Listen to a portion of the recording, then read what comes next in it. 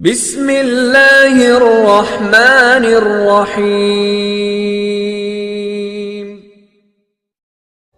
عورت اور موبائل، عبرت انگیز واقعہ۔ حضرت مولانا پیر ذوالفقار احمد نقشبندی دامت برکاتہم فرماتے ہیں، میاں بیوی خوشی کی زندگی گزار رہے تھے۔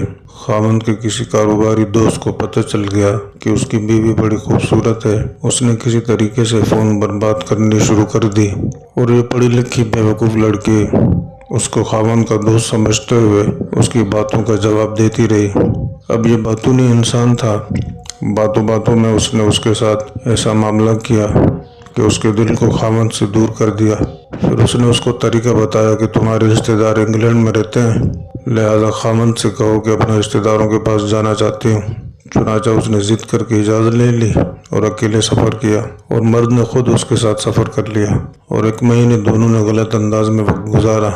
وہ لڑکی سمجھنے لگی کہ یہ آدمی میرا بڑا خیر خواہ ہے، لہذا جب وہ واپس آئی تو اس نے آ کر اپنے خاوند سے طلاق لے لی۔ جب طلاق لے لی تو اس کے بعد اس مرد کا کوئی فون ہی نہیں آیا۔ ہنستے بستے گھر میں رہنے والی ایک بچی نے غیر مرد کی باتوں پر یقین کر کے اپنی زندگی کو تباہ کر دیا۔